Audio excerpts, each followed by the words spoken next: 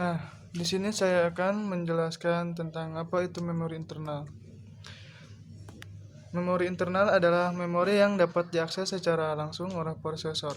Dalam hal ini, yang disimpan di dalam memori utama dapat berupa data atau program. Fungsi dari memori utama sendiri adalah yang pertama adalah menyimpan data.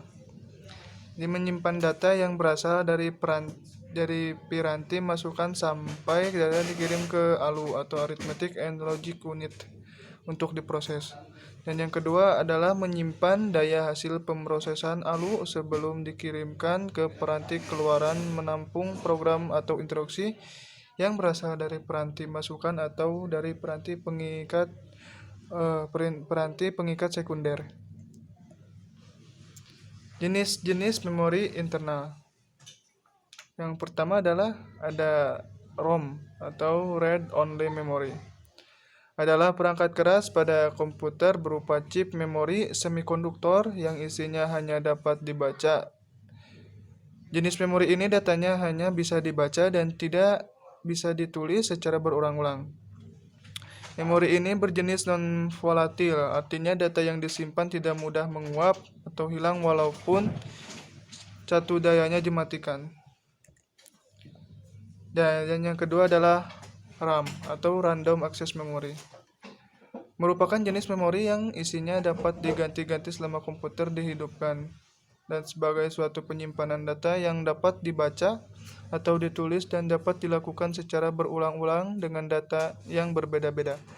Jenis memori ini merupakan jenis volatil, mudah menguap, yaitu data yang tersimpan akan hilang jika catu dayanya dimatikan. Di dalam RAM dibagi lagi menjadi dua jenis.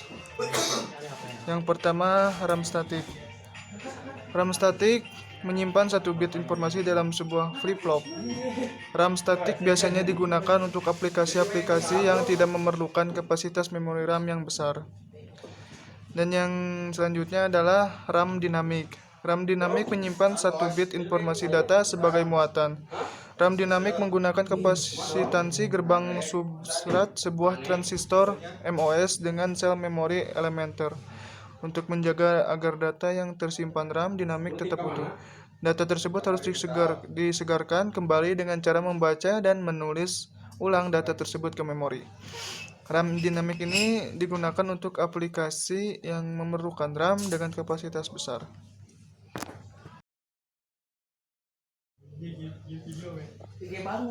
Yang selanjutnya adalah memori eksternal, yaitu memori yang digunakan CPU untuk keperluan penyimpanan data dan program dalam jumlah volume yang besar.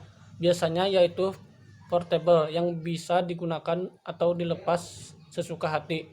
Contohnya seperti hard disk, flash disk, dan DVD. Sifat-sifat eksternal memori yang pertama adalah memori eksternal, disebut juga secondary memory, yang memiliki ukuran volume yang relatif besar, bahkan bisa sangat besar sampai order 3 byte.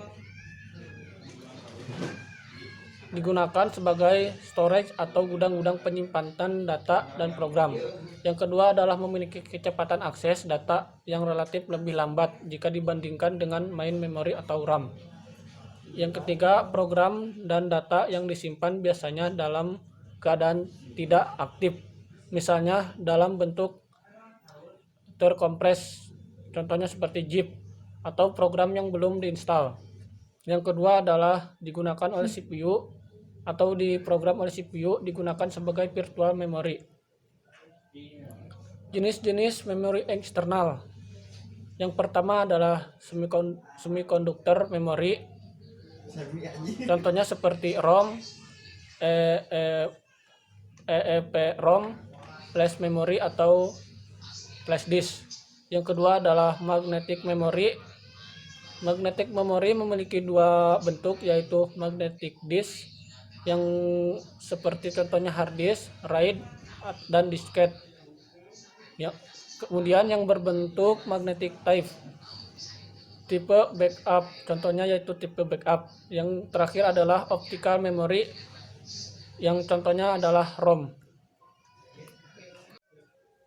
Yang pertama adalah semiconductor memory. Semiconductor memory adalah perangkat penyimpanan data-data elektronik yang terbuat dari bahan semikonduktor. Semikonduktor memori ini merupakan komponen penting dalam pengembangan perangkat-perangkat elektronik saat ini. Umumnya digunakan sebagai memori-memori komputer, memori pada smartphone, USB drive, dan bahkan di televisi-televisi pintar dan jam tangan pintar. Memori semikonduktor ini umumnya berbentuk IC. Magnetic memory adalah penyimpanan magnetik menggunakan pola magnetisasi yang berbeda pada bahan yang dapat dimagnetisasi untuk menyimpan data dan merupakan bentuk memori yang tidak mudah menguap. Informasi diakses menggunakan satu atau beberapa kepala, dibaca atau ditulis. Media penyimpanan magnetik, terutama hard disk, banyak digunakan untuk menyimpan data komputer serta sinyal audio dan video. Ada dua bentuk magnetic memory. Yang pertama adalah berbentuk magnetic disk dan yang kedua adalah berbentuk magnetic tape. Magnetic disk sendiri memiliki contoh yaitu hard disk, RAID, dan disket, sedangkan magnetic tape yaitu tape backup. Dan yang terakhir adalah optical memory. Dan yang terakhir adalah optical memory. Optical memory atau optical disk merupakan perangkat keras penyimpanan data yang terbuat dari bahan-bahan optik, seperti dari resin dan dilapisi permukaan yang sangat relatif seperti aluminium. Contohnya adalah CD dan DVD. Sekian pembahasan dari kami. Terima kasih telah menonton. Wassalamualaikum warahmatullahi wabarakatuh.